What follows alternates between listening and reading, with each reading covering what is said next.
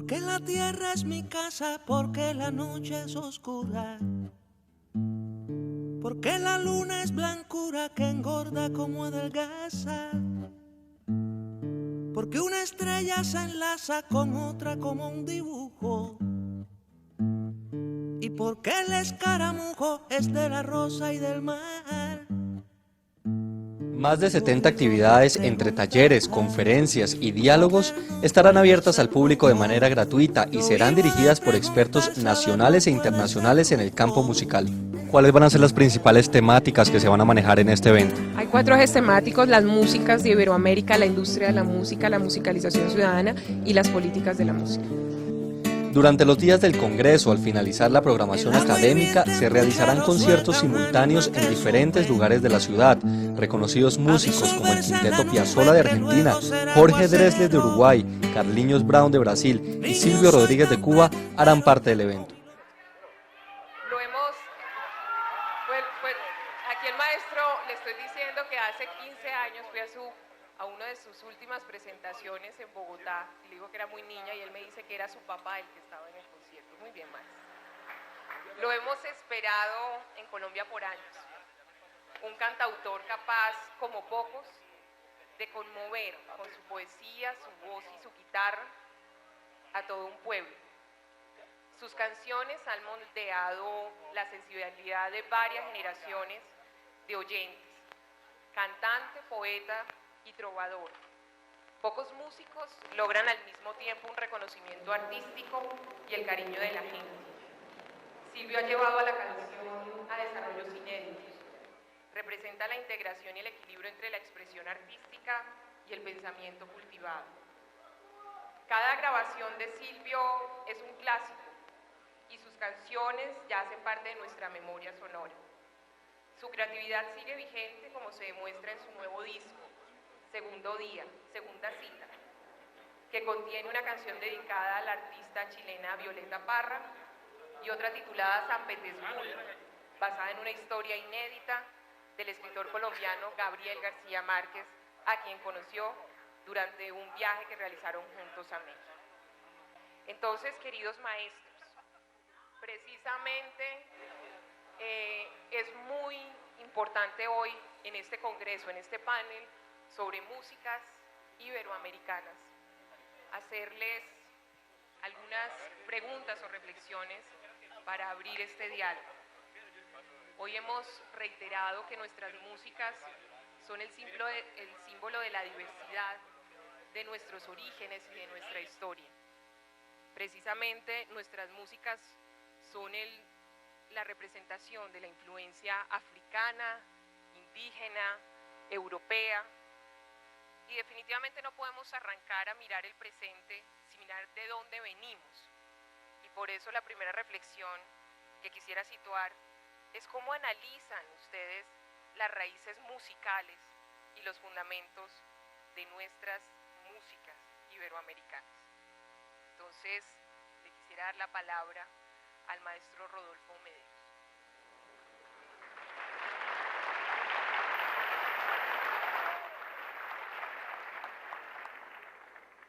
Buenas noches, bienvenidos a este encuentro. No es fácil analizar la sustancia de la que está hecha la música latinoamericana, porque, como bien dijo la señora, intervienen en su núcleo elementos muy diversos, como bien se señaló, lo indígena, lo africano y lo europeo. Ernesto Sábato, un escritor argentino, decía que todo hibridaje es siempre fértil. Y eso es cierto. Lo híbrido no debería asustarnos, en tanto y en cuanto significa la reunión de diversos elementos de diversas culturas, pero que finalmente deberían terminar representando nuestra propia esencia. El tango en su origen también es una música absolutamente híbrida.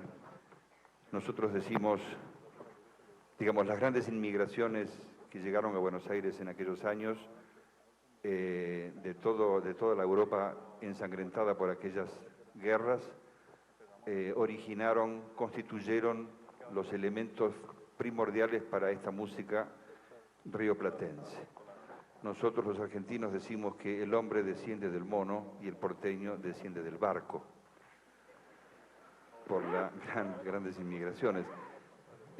Pero el tango llegó a constituirse en una música absolutamente representativa de una memoria, de una cultura, de una manera de ser de un pueblo, la gente del Río de la Plata.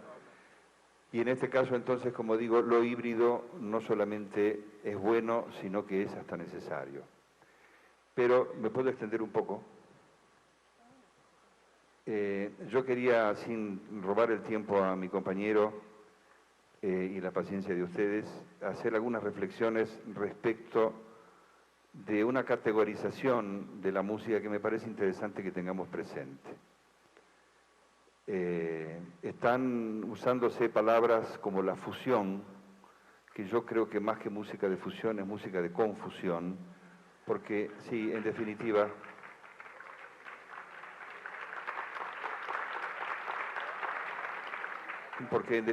digo, son músicas producidas en una oficina de marketing, donde en realidad el poder hegemónico es el que finalmente termina dando las características de esa música, y los ingenuos que piensan que esto es una fusión terminan siendo esclavizados por esta situación. En este sentido, hay una categorización, como decía, respecto de la música. El título de este encuentro era Lo popular, lo erudito, lo tradicional y lo moderno. Respecto de lo popular y lo erudito, yo quisiera comentar que en realidad hay tres músicas o tres actividades artísticas. Una de ellas es lo que llamaríamos la música del pueblo. La música del pueblo es aquella manifestación artística, poética, musical y plástica que surge del mismo pueblo, de los integrantes de una comunidad, y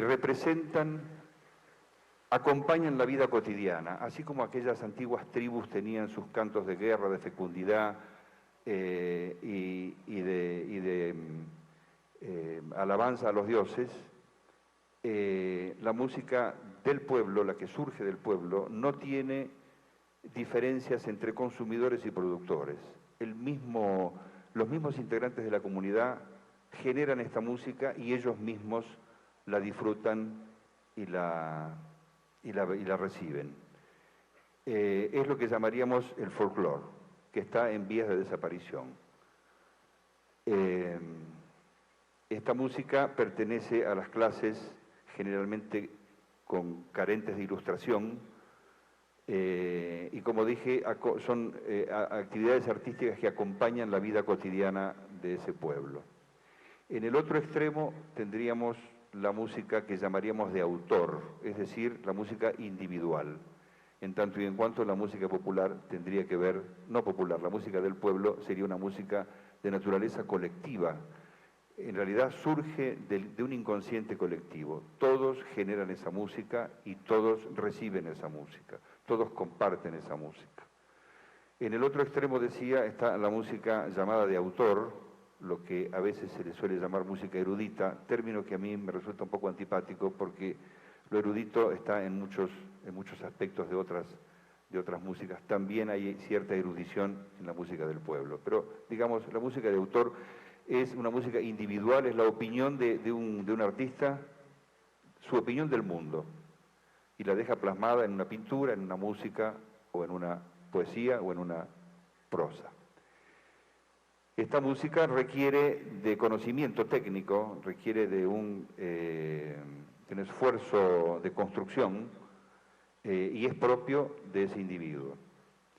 Estas músicas no están reñidas entre sí, al contrario, muchas veces se nutren unas a otras. La música llamada erudita, la música de autor, muchas veces, y en el mejor de los casos, se nutre de la música popular, de la música del pueblo.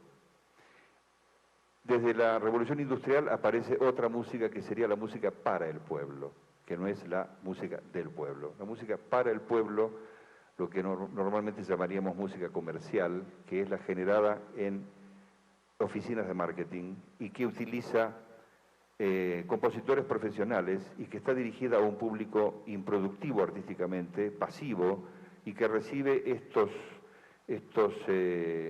productos pseudoartísticos que generalmente vienen absolutamente con el sello del poder dominante. Esta música no solamente estupidiza, sino que, lo que es peor, quita la capacidad de la identidad.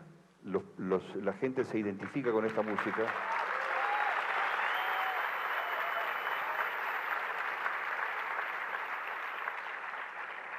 Las gentes se identifican con esto y pasan a una categoría de servidumbre imitativa. Digamos, terminan pensando como el poder hegemónico, quieren parecerse al poder hegemónico, terminan en una condición de esclavo. Esto los hace mucho más maleables, mucho más manejables, y esta producción pseudoartística está absolutamente dirigida a la demanda y al mero comercio.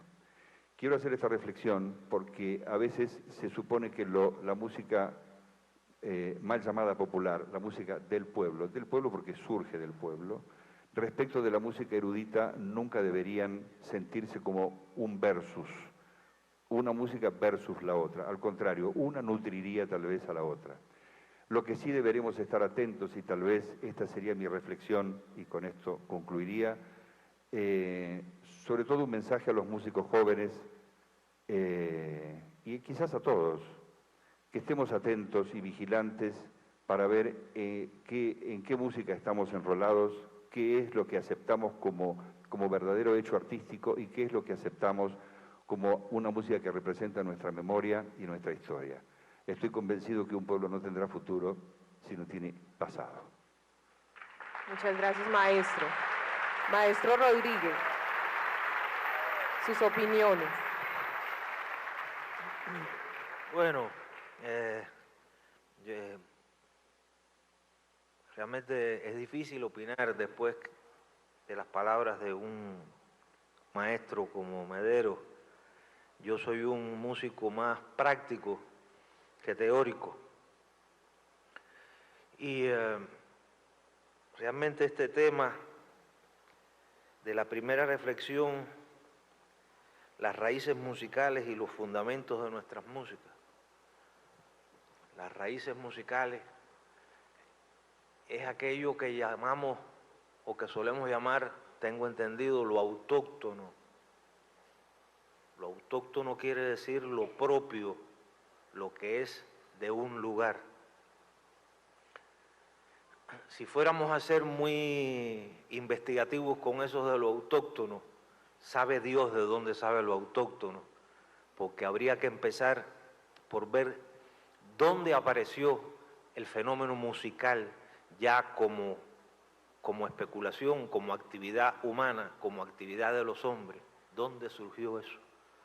Es muy probable que eso haya pasado cuando el estrecho de Bering y América se unía con Asia. Por ahí hayan pasado migraciones que ya traían posiblemente formas musicales, porque se da la coincidencia de que formas musicales, las formas musicales más primitivas, son muy parecidas y generalmente son basadas en estructuras sonoras de 5 sonidos, que es lo que le llaman la música pentáfona. Entonces eso se da en África, eso se da en China, eso se da en América, eso se da en tantas partes diferentes, y de ahí surge todo, y de ahí cada región, cada pueblo, producto de sus características, de sus investigaciones, unos ahondaron más en los instrumentos de percusión, otros en instrumentos de viento, pues fueron cada pueblo desarrollando sus aptitudes, sus inclinaciones, su propia autoctonía. Después empiezan a mezclarse las músicas. De un sitio viajan a otro por diferentes razones, a veces por razones muy pacíficas y a veces por razones de dominación, como es el caso de el encuentro de las culturas. No me gusta llamarlo el descubrimiento de América, porque América ya estaba descubierta por los americanos.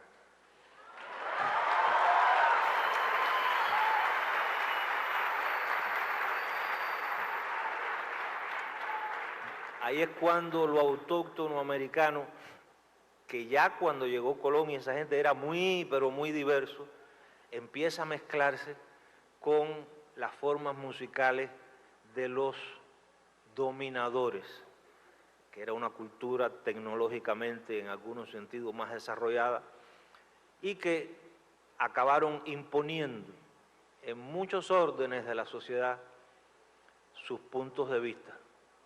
Sin duda, bueno, no teníamos la guitarra. Yo creo que ha sido una buena adquisición de ese encuentro, que tengamos guitarra. No todo fue malo, hubo cosas buenas. Tampoco creo que teníamos el bandoneón.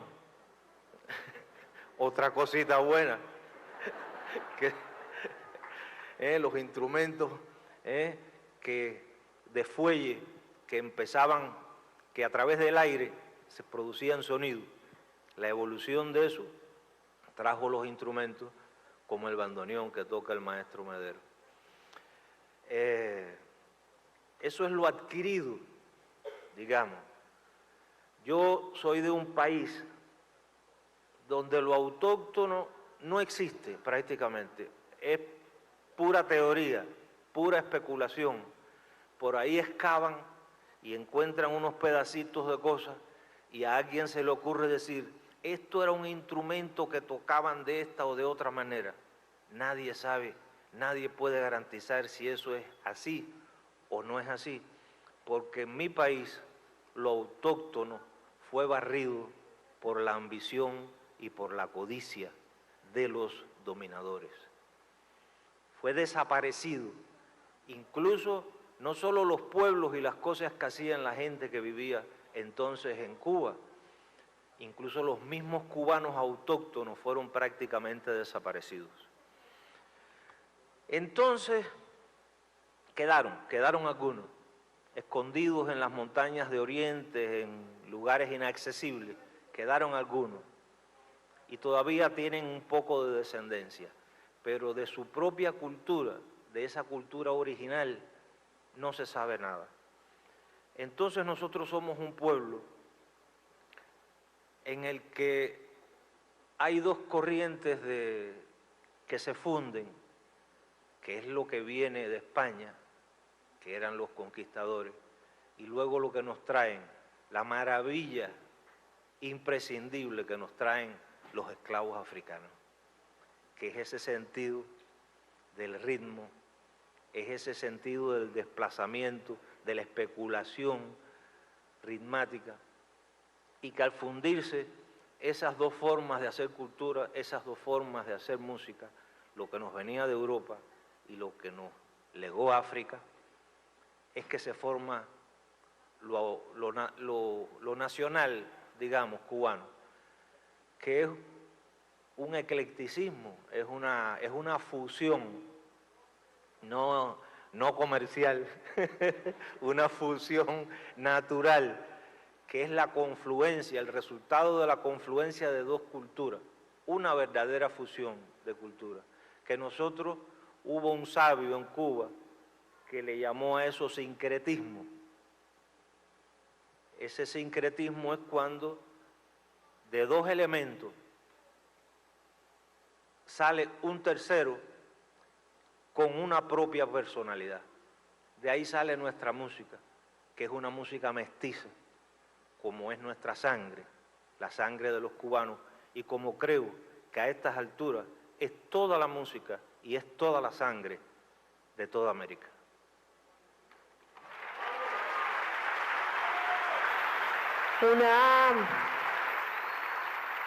Después de escuchar sus intervenciones, reconociendo que somos hijos de la mezcla, es muy importante también discutir, maestros, después de mirar un poquito hacia atrás y ver las raíces, también mirar el presente.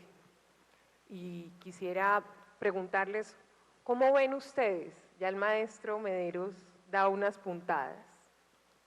¿Cómo ven ustedes el panorama de la música hoy?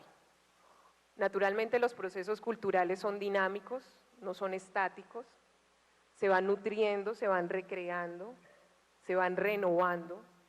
Ustedes llevan más de 30, un poquito más de años en la música. ¿Cómo ven esas construcciones?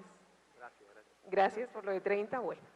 ¿Cómo ven esas construcciones y esas transiciones de la música hoy? Maestro Mederos. Sigue siendo delicada y complicada la pregunta. Yo no quiero mostrarme ante ustedes pesimista, porque no lo soy, pero tampoco soy ingenuo.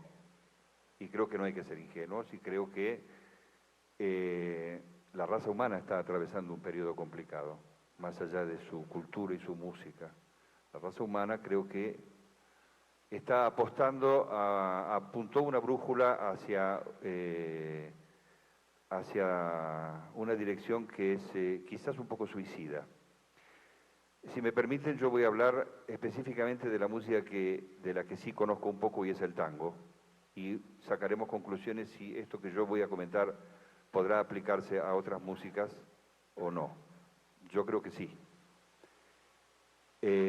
Cada vez que comento estas cosas, como el tema es escabroso y muy espinoso, genera irritación, tal vez en aquellos que tienen una esperanza un poco más ingenua, un poco más infantil. Muchas veces me preguntan cómo está el tango, el estado de salud del tango, y yo creo que está en estado de coma. El tango llegó a ser, justamente como producto híbrido de toda la diversidad de culturas europeas y criollas, una música absolutamente genuina y representativa del espíritu del hombre de las ciudades al costado, a la orilla del Río de la Plata.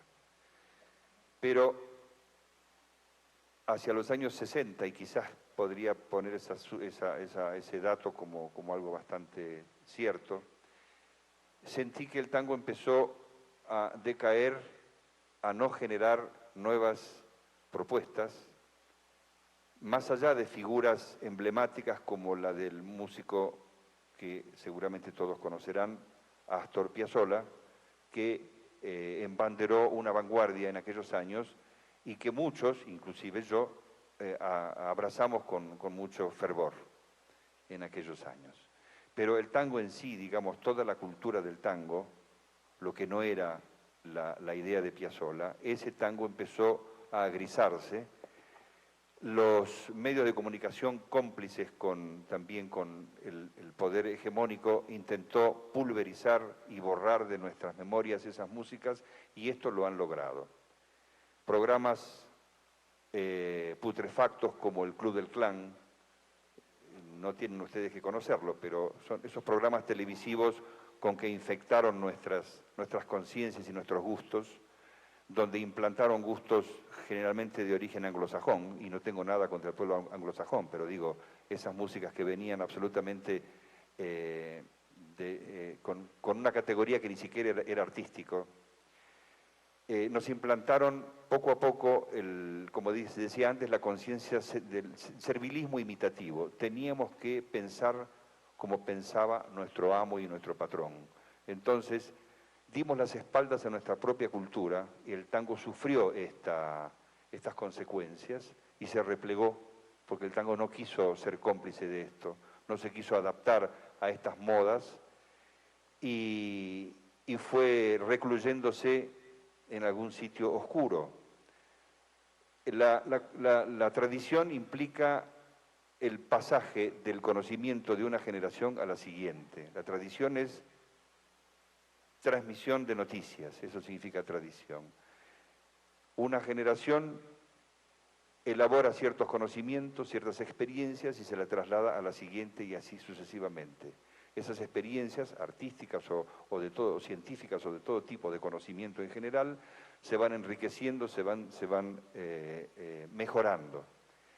El tango no se siguió trasladando de generación en generación, quedó detenido en aquellos años, su lugar quedó ocupado por estas bastardas músicas con que nos empezaron a llenar los espacios. Como decía, los medios de comunicación cómplices tampoco daban el espacio a esta música y la solución no era un decreto que dijera, que exigiera que las emisoras tenían que difundir más tango.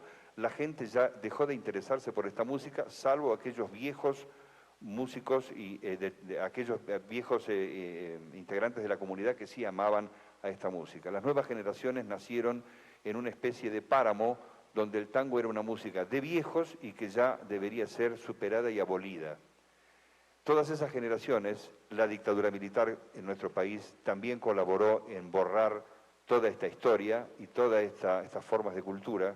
Se instaló una nueva forma de gusto musical, absolutamente corrompido, y el tango quedó en el recuerdo. Hoy en día la gente ingenuamente me dice, pero el tango está de moda. Justamente, una cultura no se pone de moda.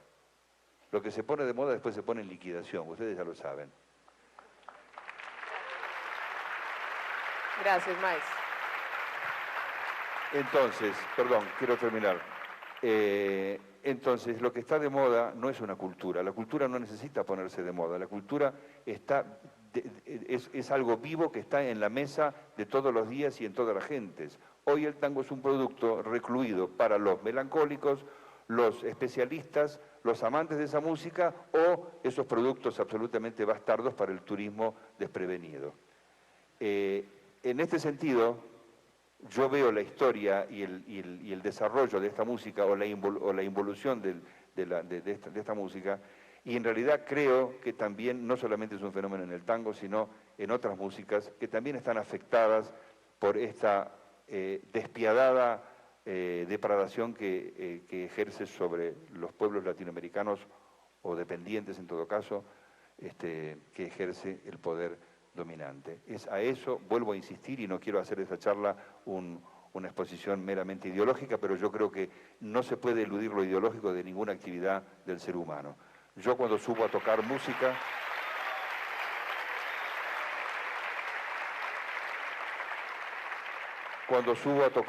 con mi bandoneón, tengo muy clara cuál es mi ideología y tengo muy claro qué es lo que tengo que tocar y cómo tengo que tocarlo. Entonces digo, vuelvo a repetir lo que dije antes, estemos atentos y vigilantes y no comamos esa mierda que nos quieren hacer comer.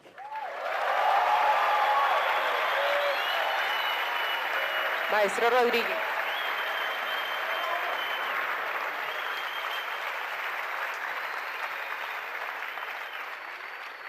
Bueno, los procesos creativos, los movimientos musicales, los viejos y los nuevos caminos.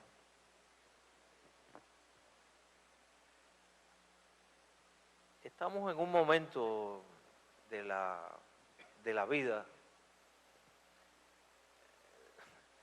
muy especial, para seguir un poco la rima de Rodolfo. Es tan especial que no se sabe ni siquiera si la vida va a continuar. Imagínense la música. Es un momento, yo creo que una de las razones por la que estamos así es quizás por el mal uso que hemos hecho de algunas maravillas tecnológicas. El hombre ha evolucionado mucho tecnológicamente, pero quizás filosóficamente no está a la altura de las maravillas que es capaz de inventar.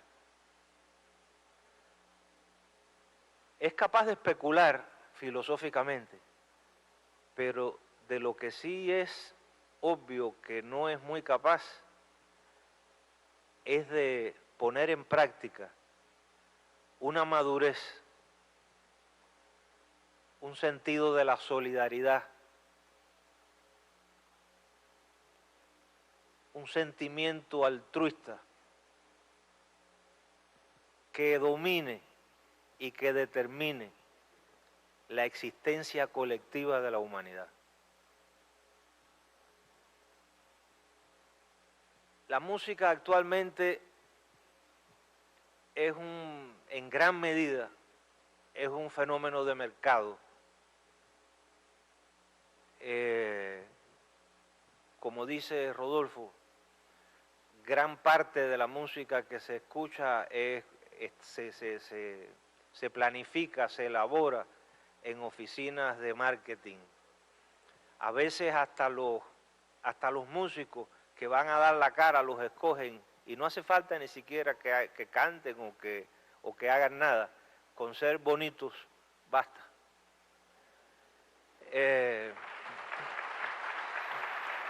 Ha pasado, no es una exageración, ha sucedido. Por loco que parezca, ha sucedido. Y nos han vendido eso a nivel global como una cosa maravillosa. Bueno, los responsables de eso son los responsables también del fenómeno ecológico que se está dando ahora en el Golfo de México y de otros desastres que ocurren por ahí. No quiero politizar esto.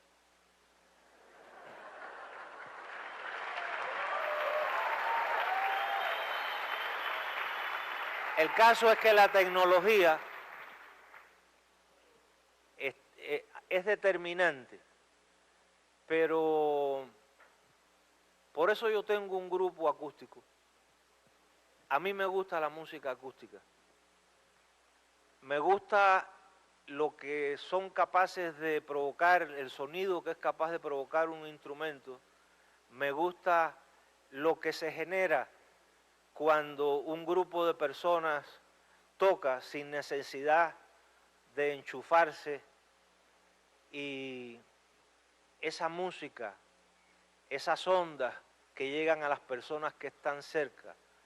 No hay un disfrute más pleno de la música que ese que se produce con el contacto directo de la música. Bueno, para cantarle a 30 o 40.000, obviamente necesitamos micrófonos, incluso para comunicarnos ahora, porque los que están ahí detrás no nos escucharían. Es cómo usar la técnica, en función de qué. No se trata de la técnica no tiene un pecado original. Los pecadores somos los que la usamos. En función de qué la usamos. Para difundir, para amplificar qué es el pecado de la técnica.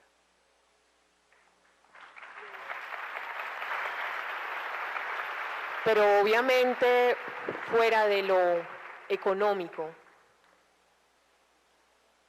algunos vemos que la música sigue siendo un factor fundamental social, de construcción social. Esta mañana en la inauguración veíamos diferentes escuelas de música, niños y jóvenes en todos los países de Iberoamérica tocan, cantan, interpretan diferentes melodías e instrumentos. Entonces, la música sigue siendo igual, fuera del mercado, una fuerza social. Yo quisiera preguntarles cómo ven ustedes esa transición también desde lo social de la música y cómo ven que puede ser un elemento de integración entre nuestros países. Maestro Medeiros.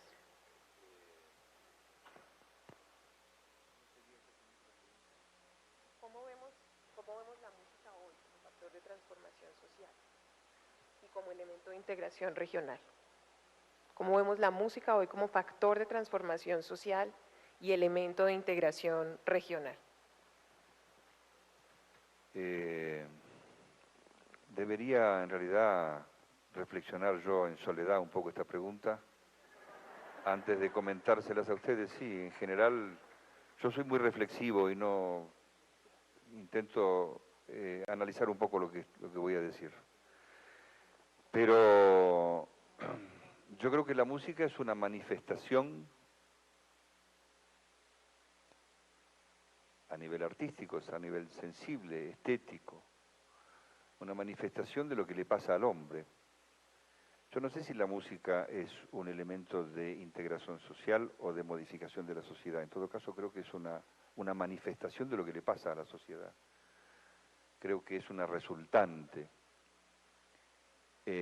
Cuando usted decía más allá del mercado, yo no diría tanto más allá, porque me parece que el mercado nos está sepultando. Es muy difícil escapar a ese perverso mecanismo del mercado.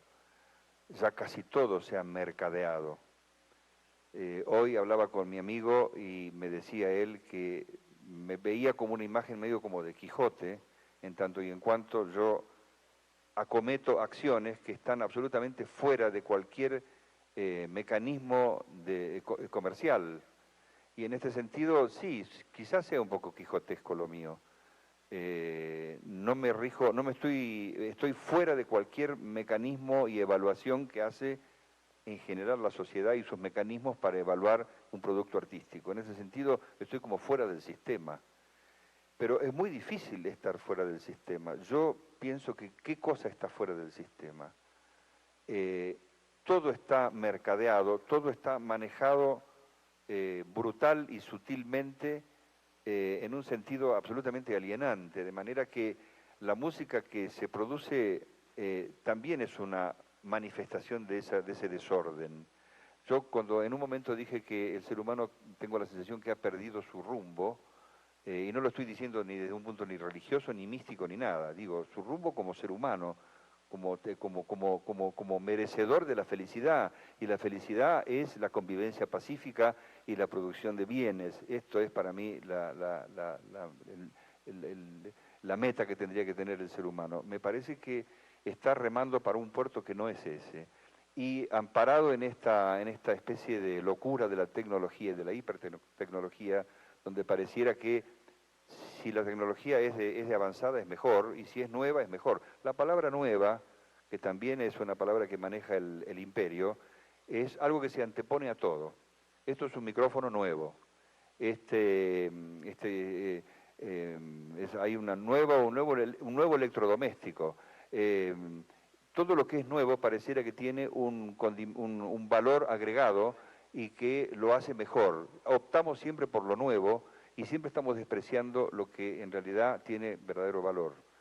Lo nuevo es algo que nos maravilla y entonces quedamos apresados en una especie de gelatina donde no nos podemos mover salvo buscando lo bueno, lo nuevo, mejor dicho, lo nuevo, y lo nuevo tiene que ver con una cuestión cuantitativa. Hoy en día el hombre se maneja cuantitativamente. ¿Cuántos gigas carga tu computadora? ¿En cuántos minutos puedo llegar a tal ciudad? Porque ahora está la autopista. ¿Cuántas horas le puse en avión a tal lado? Pareciera que la velocidad y la cantidad es más importante que la profundidad y la calidad en las cosas. Entonces, tengo la sensación que la música por sí sola no va a resolver estas cosas y que en todo caso la música es una consecuencia de esto y es un espejo donde uno puede mirar tal vez las relaciones sociales. Gracias, maestro. ¿Qué opina el maestro Silvio Rodríguez? Bueno, lo primero es que coincido completamente con todo lo que ha dicho Rodolfo, es obvio. Sí, hay una cosa que es la música como la música inefable, la música inexplicable, el hecho de la música, que en sí mismo es una maravilla que crean los humanos, ¿no? Y que tiene un valor maravilloso. Ese valor está basado en muchas cosas, en un sentido estético, en el equilibrio, en todo eso que transmite, que nos hace sentir la música. Pero la música, cuando se analiza en la sociedad, dentro de la sociedad, jugando una función social, también hay una ética, no solo una estética.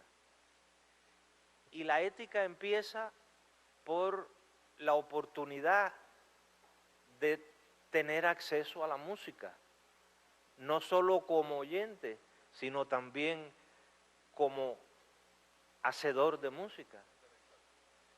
Entonces, la música tiene que ser parte del proceso de educación de las sociedades. Tienen que existir escuelas de música, porque en todas las salas, en todos los barrios, en todas las ciudades, pueblos, hay montones de genios de la música que se van a morir sin que nadie sepa que lo fueron. Entonces, ese derecho que tenemos a la música también es muy importante. Hay que hacer escuelas de música, hay que crear, hay que gobernar. Eso es parte de gobernar de cara a la realidad del pueblo, ¿no? Eso es parte de una forma, de una filosofía, de una manera de pensar, de una manera de sentir, de una manera de ser consecuente con el prójimo, con tus seres queridos humanos, que somos todos. Eso, hacer escuelas de música, eso es el compromiso humano que quienes gobiernan, quienes hacen música y quienes la reciben, tenemos y en lo que tenemos que participar absolutamente todos.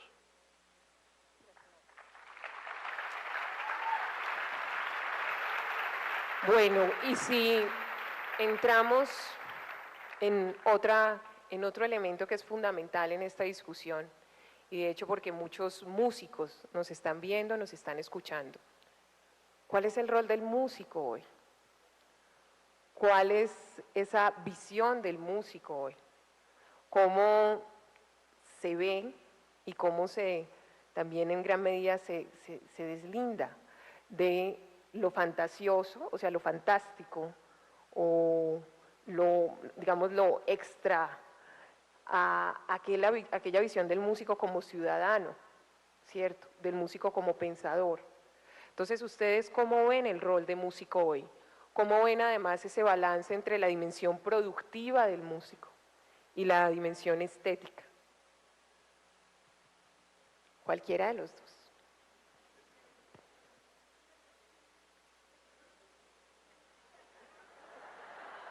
Vamos a invertir la corriente, la dirección de las charlas. Los músicos que piensan, bueno, realmente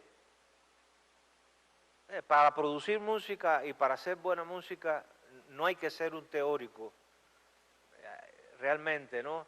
Hay músicos que sí, que han pensado, no solo músicos, artistas excepcionales, que además de hacer muy buena música o muy buena pintura, como el caso de Kandinsky pudiera ser, y en el caso de la música como el caso de Stravinsky, que fue un fenómeno, fue una frontera prácticamente entre una época y otra, y además era un hombre que era capaz de elaborar, de poner en palabras por qué hacía las cosas. Esa facultad, ese valor agregado que tienen algunos artistas de tener la facultad de explicar con claridad lo que hacen y por qué lo hacen. Eso es algo excepcional, porque la mayoría de los músicos realmente, sencillamente se dedican a hacer música. Y a pensar, sí, en que les gusta más esta que aquella, y a tratar de aprenderse o de emparentarse musicalmente con lo que más les atrae. Pero no explicarse el fenómeno, la parte científica que tiene, sin duda, el fenómeno musical. Afortunadamente, yo trabajé, o sea, recibí clases y durante mucho tiempo he estado cerca de un músico excepcional, realmente, de esos pocos que surgen y que son, además de ser grandes músicos, son capaces de explicárselo y de explicártelo todo, que es Leo Brouwer. Leo Brouwer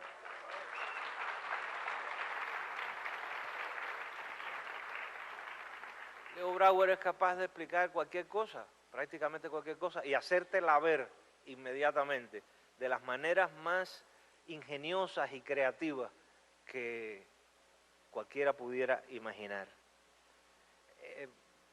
Un solo ejemplo, él escribió una obra para guitarra, una secuencia, como una especie de suite para guitarra que se llama De Bach a los Beatles.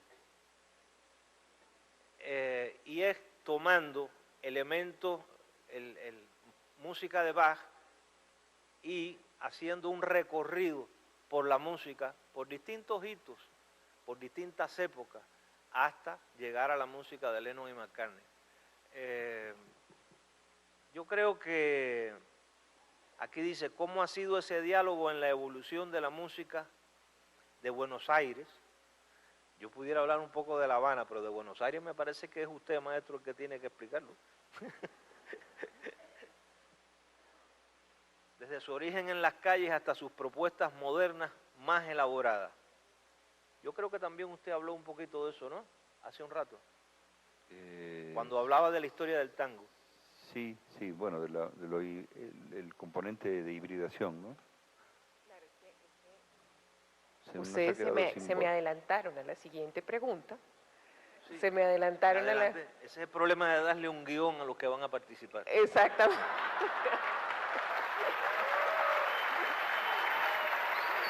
Se me adelantaron. Y es precisamente, maestros, después de hablar de el artista, hablar de cómo ven ustedes esas tensiones, pero al mismo tiempo esas relaciones que están surgiendo en la música hoy. ¿Cuáles son esas tensiones y esas relaciones? Y cómo de todas maneras también los elementos modernos se incorporan a un movimiento musical hoy. ¿Cómo ven ustedes esas propuestas también de fusión, de hibridación? ¿Cómo ven ese rol de nuestras músicas que igual está en diálogo, está en integración y representa pues también la diversidad de lo que somos? Si me disculpa, yo no di vuelta a la hoja todavía. Voy a referirme al tema anterior y en este caso yo quiero hablar sobre la música y su herramienta que es el músico, porque de esto fue lo que se propuso en la pregunta anterior. Yo creo que la música no es solamente un hecho para la distracción o meramente agradable. A veces se tiene la idea se dimensiona a la música de una manera muy curiosa y se piensa que la música es para entretener, para llenar espacios vacíos en el día, y yo no creo en esto. Yo creo que ningún religioso haría su reverencia solo porque está aburrido o porque le sobran algunos minutos en el día. Yo creo que la música debiera ser casi como una religión, debería ser como una unción, debería ser como lo más importante que uno hace, esas cosas que hace en el día. La música refleja estados de ánimo, pero también propone ideas. No todo lo agradable es música.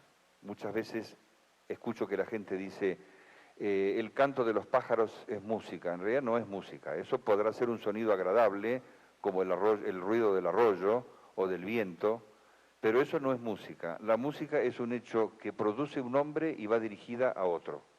Es un hecho absolutamente racional, más allá que sea con conocimientos o no, instintivo o especulado, pero es un hecho que se construye desde una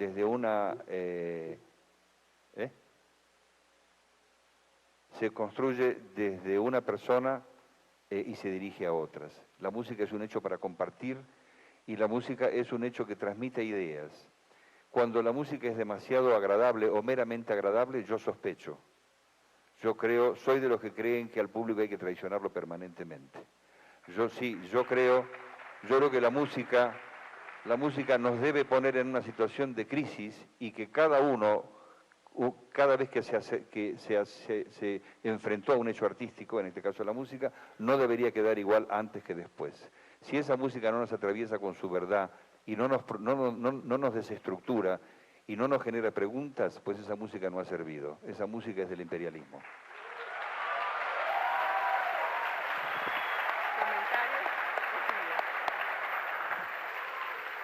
Coincido 100%. Me parece que soy, aparte del lamentable músico que soy, pero bueno, lo que hago, sea lo que sea, es muy consecuente con lo que acaba de decir el maestro. Bueno, maestro, y en el tema de las fusiones, de las hibridaciones, de las mezclas, ¿cómo la ve? ¿Cómo la ve en el tema de nuestras músicas iberoamericanas?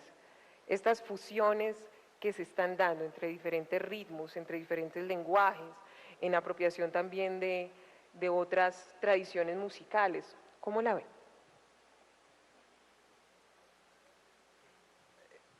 Una de las cosas que decía el mismo Leo Brouwer en aquellas clases que nos daba en los años 70 en el grupo de experimentación sonora del ICAI, era que las influencias eran buenas cuando uno era capaz de ser consciente de ellas, cuando uno tenía una relación crítica con lo que escuchaba. Y eso es una gran verdad, porque entonces uno es capaz de discernir y de escoger con conciencia lo que le gusta, lo que no le gusta, y discernir por qué una cosa le gusta y por qué no le gusta. Yo creo que esa actitud alerta es una actitud que debemos tener todos los músicos. Yo creo que de cierta forma los que han estudiado música, no creo que sea una cosa que dependa del gusto de haber estudiado o de no haber estudiado, porque he conocido músicos que han estudiado que son muy colonizados y conozco a muchos músicos que no han estudiado nunca y que son muy verdaderos.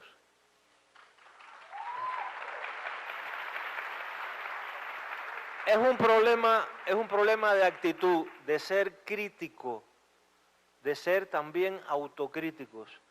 Y me parece que cualquiera que se tome la música en serio, o lo que hace en serio, cualquier cosa que se haga, tiene que ser así. Uno tiene que ser crítico, tiene que ser autocrítico, tiene que ser consciente. Es lo que me parece. Bueno, y ya vamos cerrando para tener un corto espacio de interacción con el público.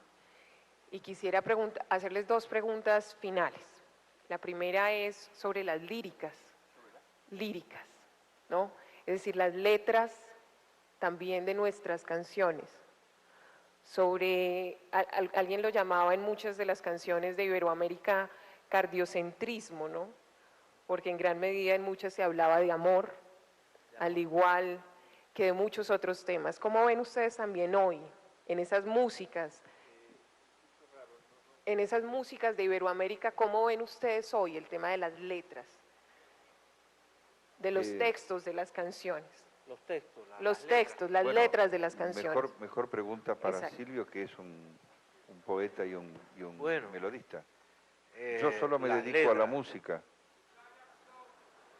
Yo creo que, sí, es verdad, son canciones, sí, es verdad, él dice Playa Girón, es una canción donde me preguntaba justamente cómo se hacía una canción, en qué tenía que pensar a la hora de hacer una canción. Es una canción que va explicando el proceso creativo, ¿no? Y esa autoexplicación que me voy dando es justamente la letra de la canción. Bueno, la verdad es que las mejores canciones para enamorar son los boleros. Tienen ahí su función, esa canción de amor. Todos en algún momento de la vida hemos comprobado, constatado su utilidad social.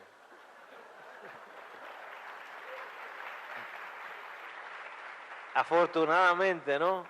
Todos hemos pasado por eso y las generaciones que vienen yo creo que también van a pasar por eso. Pero la sociedad, me recuerda una canción de Pablo Milanés que decía: acuéstate y hazme sentir y derramarme en cada poro de tu cuerpo, levántate a compartir todas las cosas que nos quedan por vivir. Es un poco esa esencia. No es solo la intimidad, no es solo ese tipo de amor el que mueve a los seres humanos. Existen otros tipos de amores: el amor al trabajo, el amor al derecho al trabajo, el amor, sí,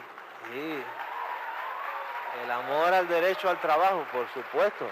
No es solo querer trabajar, sino tener la posibilidad de hacerlo, ¿no? Y al estudio. Aquí que veo tantos jóvenes, es el derecho que tenemos todos a estudiar.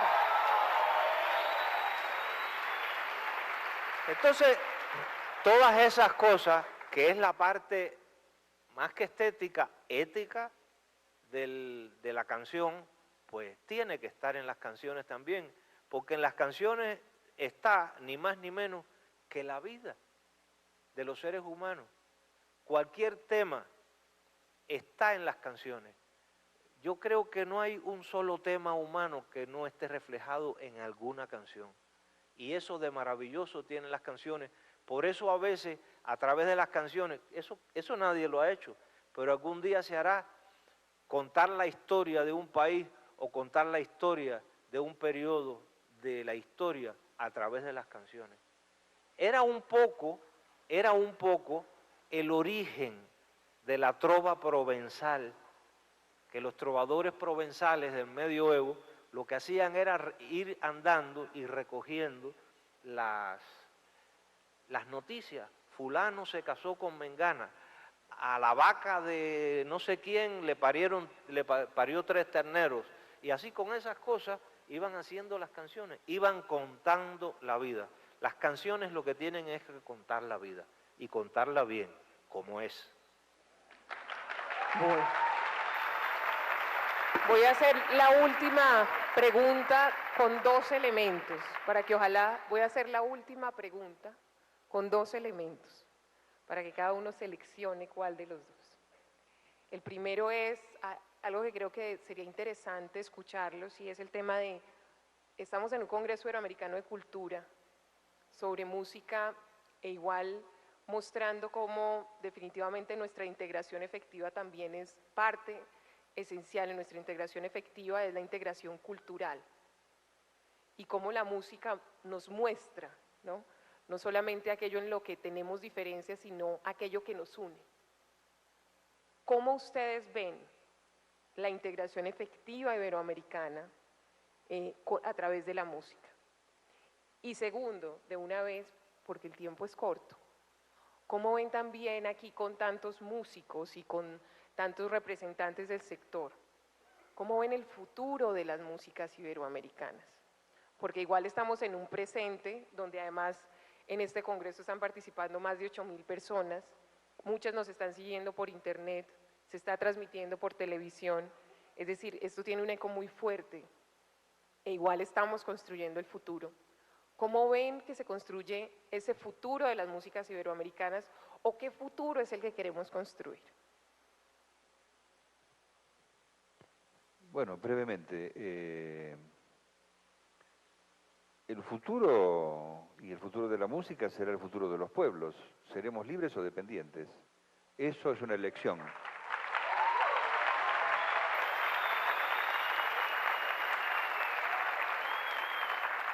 Eso es una elección, y no solamente una elección, es una tarea también.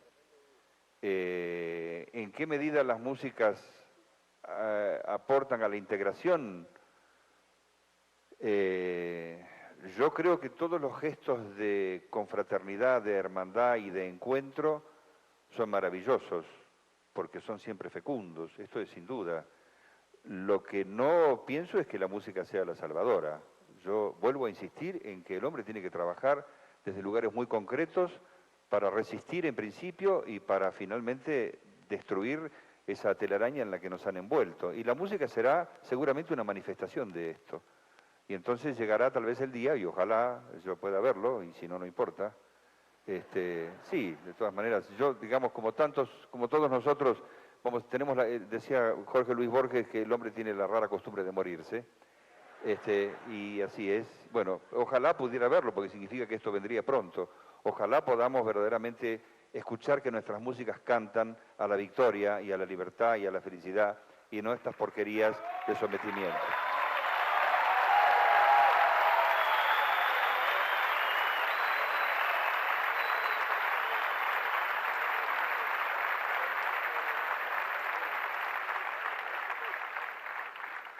Realmente queda muy poco por decir.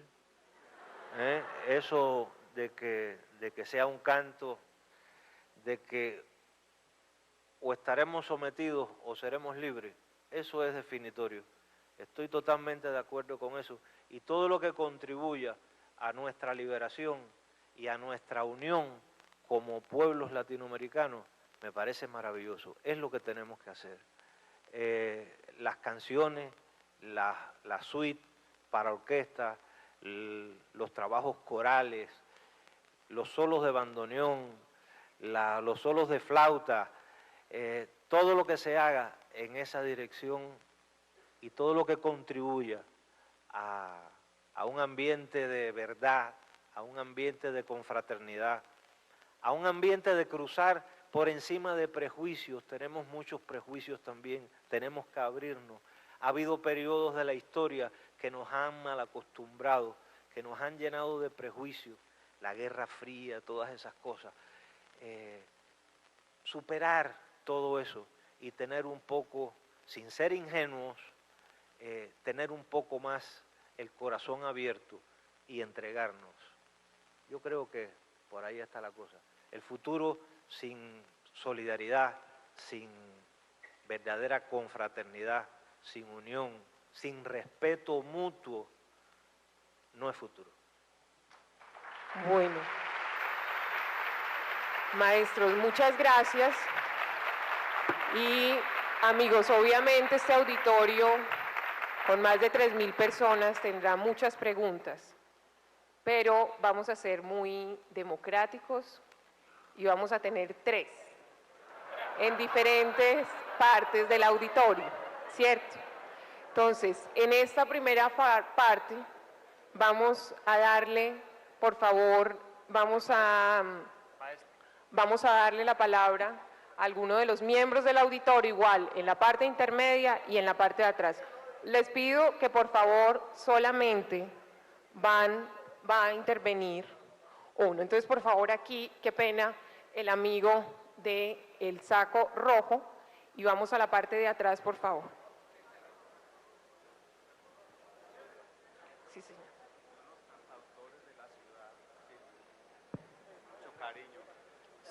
La pregunta es para Silvio.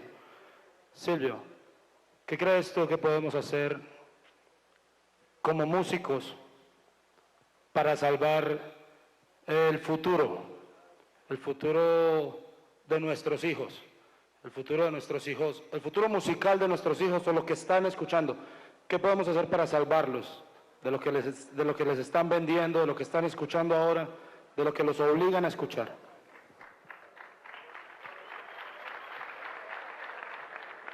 Realmente, si yo tuviera esa respuesta, ahora yo fuera el muchacho de oro. Yo lo que creo es que todos podemos hacer un poco en esa dirección, tratando de tener conciencia y de crearla también, ¿no?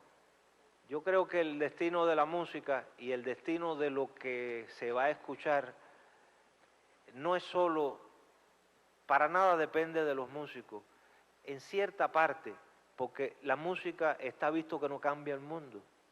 La música es incapaz de cambiar el mundo. La poesía no puede cambiar el mundo. Cuando yo tenía 20 años pensaba así. Ahora, con los años que tengo transcurridos, me he dado cuenta de que la música, la poesía, las artes pueden contribuir a conmover a los hombres que son los que hacen los cambios. Son los hombres. Somos nosotros como hombres, somos nosotros como pueblos quienes hacemos los cambios. Y en la medida en que los músicos, que los albañiles, que los ingenieros, que los camarógrafos y los que hacen las alfombras estemos como pueblo en función de los cambios, lo vamos a conseguir juntitos. Bueno, vamos a la segunda parte del auditorio. Por favor, ¿dónde está mi amigo con el micrófono? Muy bien, vamos a la segunda parte del auditorio, que hay varias manos. Entonces, aquí veo, por favor, pasamos, por favor, ¿dónde está el micrófono? Aquí, muy bien. A una mujer, vamos a ser diversos, a una mujer, por favor, aquí, la niña de morado, qué pena con la camiseta morada. Bueno, muy buenos días, una representación desde Bogotá.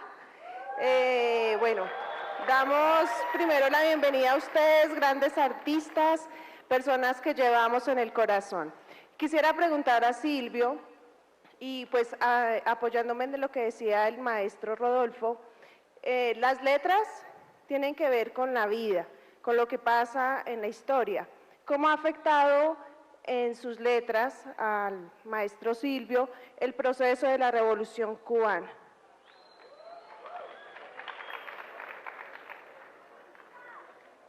¿Qué tanto ha incidido la revolución en las letras que usted hace y cómo el pueblo cubano reconoce estas letras también como medio de protesta?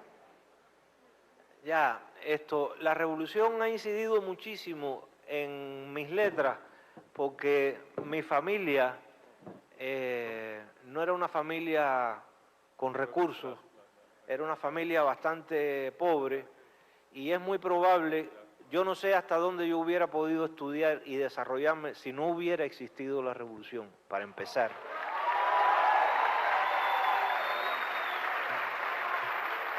O sea, no tienen que aplaudir.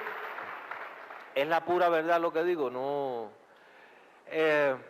Entonces, también me hice hombre. Cuando triunfó la revolución yo tenía 12 años, acababa de cumplir 12 años, y toda mi adolescencia, hasta que me hice hombre, transcurrió en la famosa década del 60. O sea, en 1959 yo tenía 12 años.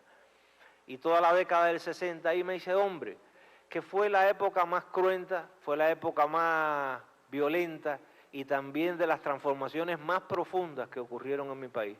Yo como joven participé en todo aquello, en la campaña de alfabetización, en la creación de las milicias.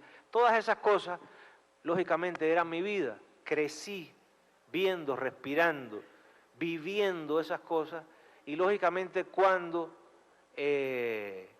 agarré una guitarra y empecé a cantar, empecé a contar con mucha naturalidad las cosas que me estaban sucediendo.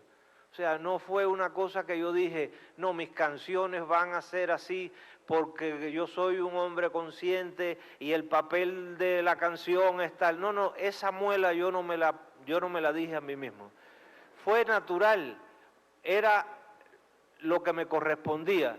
Ahora, aunque yo era un joven muy participante de la revolución, cuando empecé a escribir canciones que hablaban de los problemas de la sociedad y de la gente, canciones que trascendían el tema tradicional amoroso, no me lo propuse como si fueran himnos o como si fueran discursos políticos, porque siempre me pareció que la canción merecía, por ser canción, otro tipo de lenguaje. Y si si lo primero que yo quería decir es que este fue un hombre que se sacrificó por su pueblo, lo escribía y decía, sí, pero es que esto es lo mismo que se dice en los discursos, esto es lo mismo que dicen los políticos. Yo tengo la obligación de cantar y de cantar otras cosas. Entonces, en vez de decir, este fue un hombre consciente que hizo lo que su momento histórico demandaba de él, escribía. Siempre que se hace una historia, se habla de un viejo, de un niño o de sí. Amigos, ha pasado la hora de almuerzo y aquí mi amigo. Vamos a hacer la última pregunta con el amigo acá atrás de camisa rosada naranja, y va a ser la última, amigos, porque ustedes saben que arrancan los próximos paneles en pocos minutos. Muchas gracias por darme esta oportunidad. Felicito a los maestros. Vemos en ellos la gana de transformar un mundo. Hay alguien que interroga y yo quiero interrogarla. Ministra, con todo el respeto que merece nuestra Colombia, en estos consejos, en estos congresos donde se habla de música, no nos parece como irónico que en nuestras escuelas primarias y secundarias no existan los profesores y la cátedra de música? Gracias.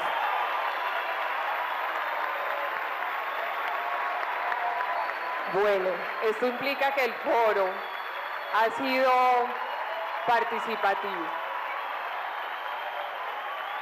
Bueno, amigos, entonces le contesto al profesor. Profesor, hemos hecho un gran esfuerzo a través del Plan Nacional de Música para la Convivencia, que obviamente el nivel de las necesidades es mucho más alto, pero en este momento hay 722 escuelas de música en el 65% del país. Es decir, de los 1.102 municipios hay por eso. De todas maneras vamos a tener foros también para discutir estos temas. Obviamente, hay un tema crítico que es la estabilidad de los profesores y en eso estamos de acuerdo. Por eso, pero igual con los alcaldes y con los gobernadores, ellos han suscrito acuerdos con nosotros para darle sostenibilidad. Hemos hecho el esfuerzo de apoyar y de hecho en estos años, pasando de 300 procesos privados, estamos diciendo en este momento existen más de 722 procesos públicos que están en procesos de fortalecimiento. Entonces, amigos, el respeto es elemental, ¿cierto?